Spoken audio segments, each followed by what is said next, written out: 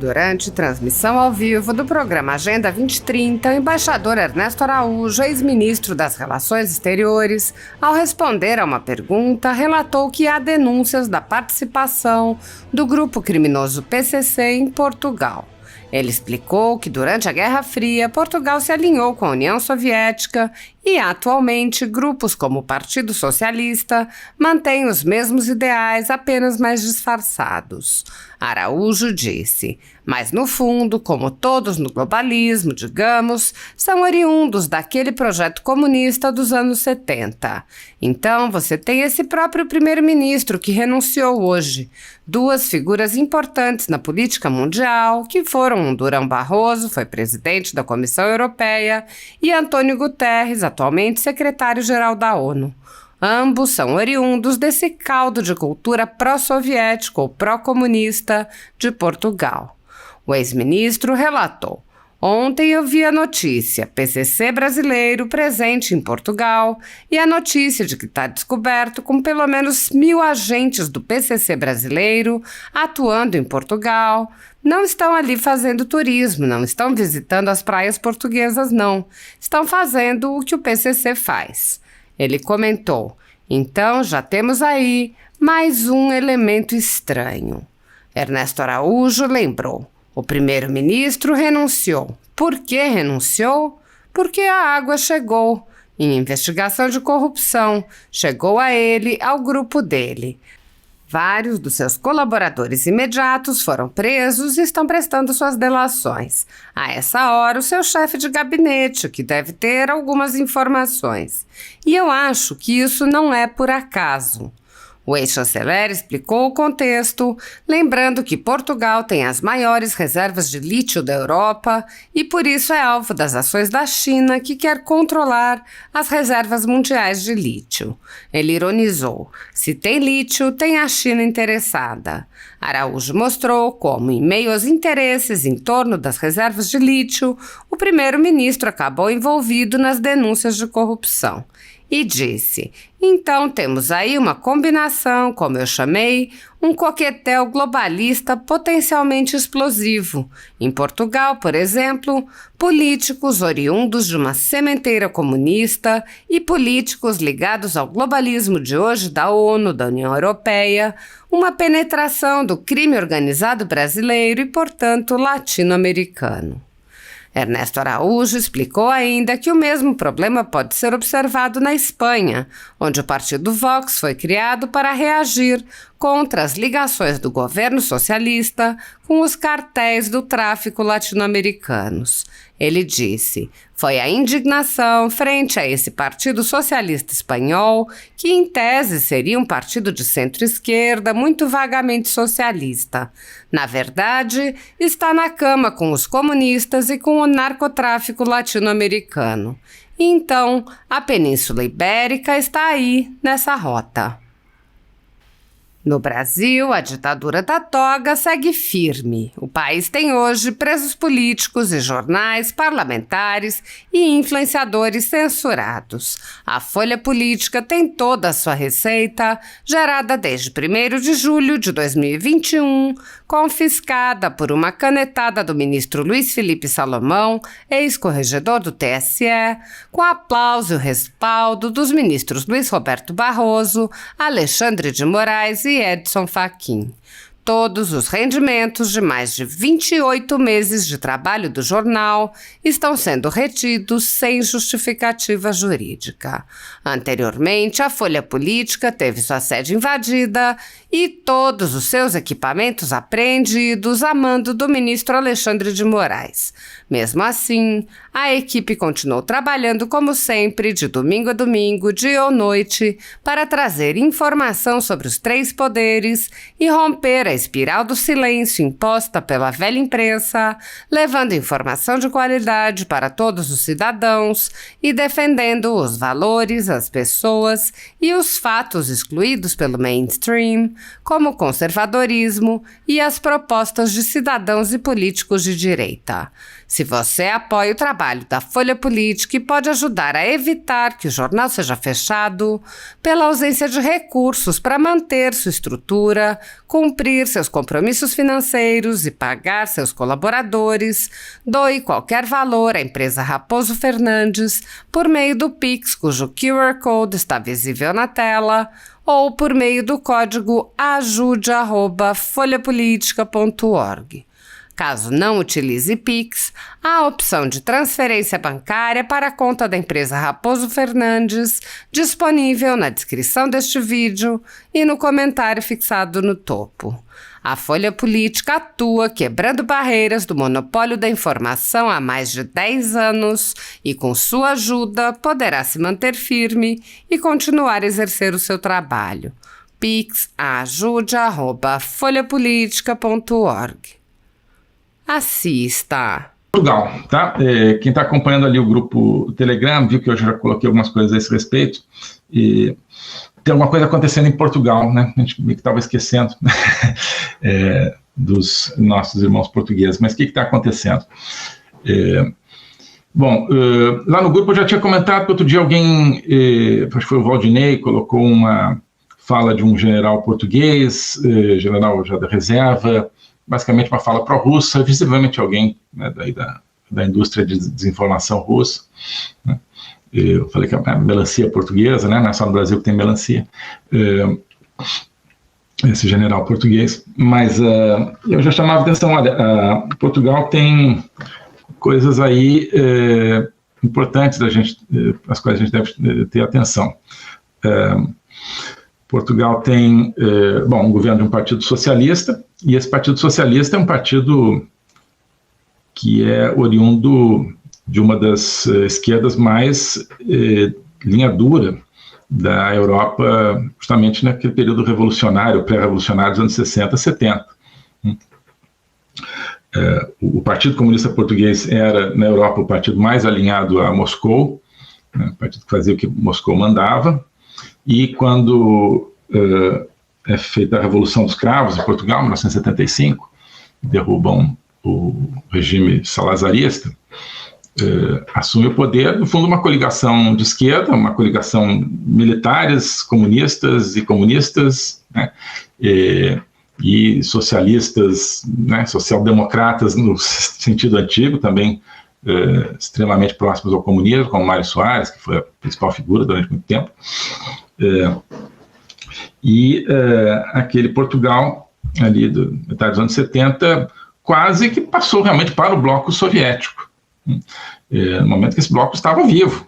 Tinha ali, né, Polônia, Tchecoslováquia, Bulgária, Romênia, tudo isso. Então, Portugal mais distante, né, meio que acenou, falou, queremos também ser parte desse bloco soviético. O que teria um certo impacto estratégico, sobretudo por causa das bases portuguesas nos Açores, que são utilizados pela OTAN, pelos Estados Unidos há muito tempo. Portugal é um parceiro importante da OTAN, em grande parte por causa dessas bases ali no meio do Atlântico Norte, né, uma posição estratégica da maior importância. Então, se naquele momento Portugal, digamos, passasse as bases dos Açores para a União Soviética, teria um certo problema. Além, enfim, de talvez incentivar outros países a irem na mesma linha e tal. Tudo bem, um país pequeno, mas teria um certo impacto.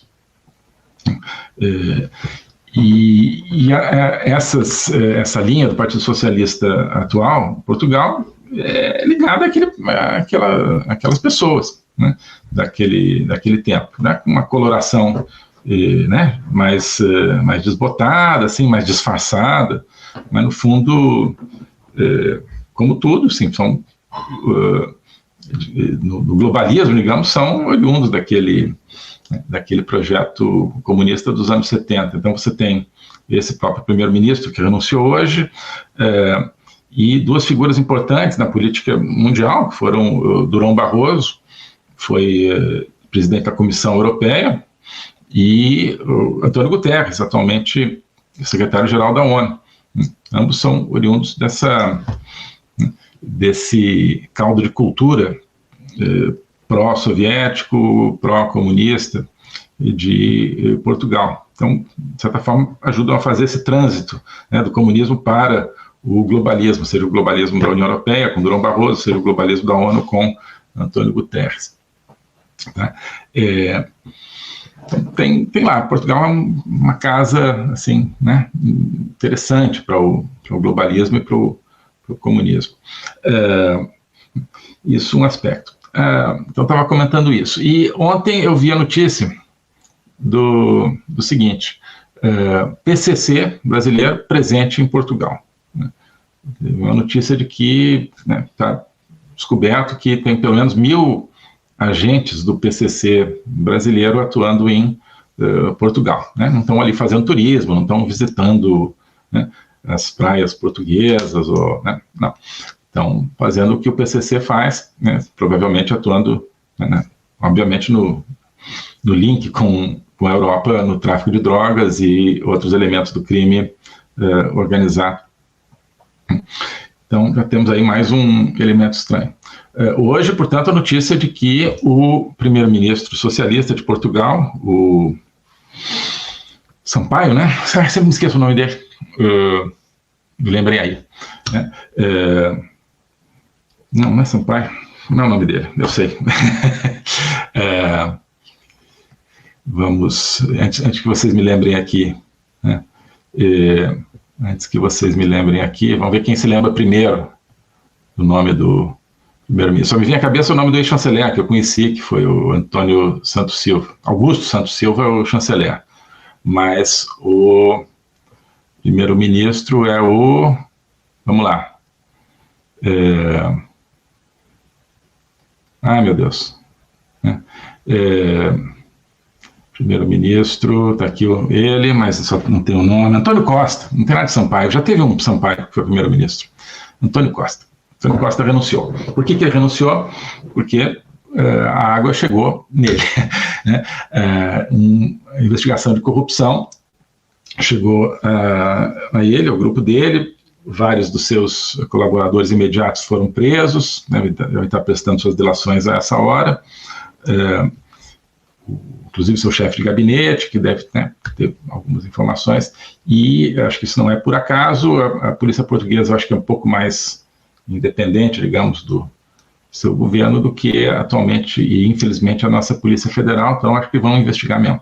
E antes de que chegasse mais alto, o Antônio Costa, exato, o Antônio Costa renunciou.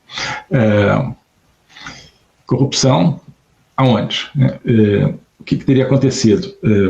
Portugal tem as maiores reservas de lítio da Europa, ali no norte de Portugal. Lítio é cada vez mais chamado ouro branco. O lítio é o metal mais importante para a confecção das baterias dos carros eletrônicos, né? Está todo mundo nessa loucura que é transformar toda a frota de veículos em carro eletrônico, não, carro elétrico, né? Que é muito menos eficiente e, no fim das contas, muito mais danoso ao meio ambiente do que o carro a gasolina. Mas essa é a linha do mundo, né? A Europa planeja, em 2030, já não ter mais carros com motor gasolina. Então, o lítio em todo o mundo é extremamente procurado, é o ouro branco. Existem grandes reservas no Triângulo do Lítio, chamado assim, que é entre Argentina, Bolívia e Chile. Quem está ali muito presente já é a China. Quem controla já quase metade do lítio do mundo é a China. Quem controla mais da metade, parece que 60% das indústrias de processamento de lítio e confecção de baterias para carros é a China. Né? A China tem uma centralidade imensa nesse cenário das energias alternativas. Né? Então, é um dos aspectos pelos quais a dinâmica do clima, a histeria do clima, transferem poder econômico para a China. Um dos aspectos é o seguinte, que a China pode continuar aumentando suas emissões de CO2, portanto, seu uso de combustíveis fósseis, até justamente 2030, enquanto que o Ocidente já se obrigou a uma política energética suicida de abandonar essas energias muito mais baratas por energias alternativas, mais ou menos nesse horizonte temporal. Então, a China produz coisas muito mais baratas cada vez mais do que o Ocidente. A indústria alemã, por exemplo, está acabando, ainda mais agora que não tem o gás russo também, porque ficaram dependendo do gás russo. A indústria americana também, Biden artificialmente está encarecendo a indústria americana ao fechar a produção de petróleo, proibir a produção de petróleo em vários lugares. O certo é que o Ocidente está, né, dando gigantescos tiros no pé econômicos no sistema da energia, e a China, em contrapartida, continua usando energia barata. E, ao mesmo tempo, a China, né, se coloca como o grande produtor de material para as energias alternativas, é disparado o maior produtor de painéis solares, é disparado, portanto, o maior produtor de baterias de lítio, e assim por diante. Então, e a China, então, quer controlar as reservas mundiais de lítio, já controla em parte na América do Sul, tem outros lugares. E tem ali em Portugal. Não tentei pesquisar isso, não vi se a China está diretamente aí, mas se tem lítio, tem a China interessada. O que aconteceu? Existe toda uma discussão se essa exploração no norte de Portugal deve ser autorizada. A exploração de lítio é uma coisa feia, né? As pessoas da terra lá não querem. Monte Alegre, essa região ali do norte de Portugal, tem Trás dos Montes, uma região linda, aquelas montanhas, aquelas colinas com casinha e tal. Os caras não querem aquela terra toda escalavrada, toda ferida pela exploração de lítio. Então dependia de como se diz, autorização ambiental, né? Parece que o Antônio Costa, primeiro-ministro, né, deu uma ajuda a certas empresas para obterem essa autorização ambiental, e teria dado uma ajuda para uma empresa que não estava no contrato inicial, para que entrasse no contrato inicial, que é a tal de Luso Recursos, algo assim, acho que é Luso Recursos, né, pelo que eu estava lendo. Já deve ter mais material do que isso. Então, quem quiser ir pesquisar, deve ter coisa interessante lá. Então, temos aí uma combinação, né, como eu chamei, um coquetel globalista, né, potencialmente explosivo aí em Portugal. Quer dizer, políticos oriundos de uma sementeira comunista, políticos ligados ao globalismo de hoje, né, da ONU, da União Europeia, uma penetração do crime organizado brasileiro, portanto latino-americano, portanto Foro de São Paulo e em Portugal, corrupção e lítio, né, com certamente algum interesse da China ali atento, não sei se direto ou indiretamente.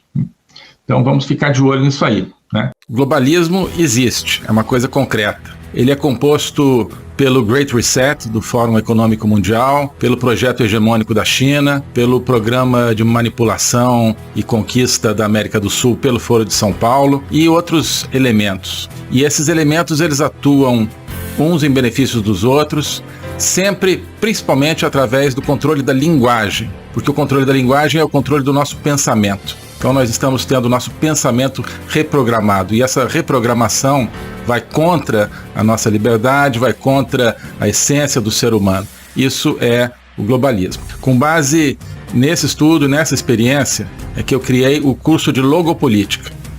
Toda semana eu dou aulas sobre geopolítica, literatura, filosofia, cultura de um modo geral, tudo isso em conjunto formando um espaço de conhecimento que eu denomino a logopolítica, para nós não apenas entendermos a ameaça do globalismo, mas podermos nos contrapor a ela. Se você quiser entrar nesse projeto de conhecer o globalismo e enfrentar o globalismo, clique aqui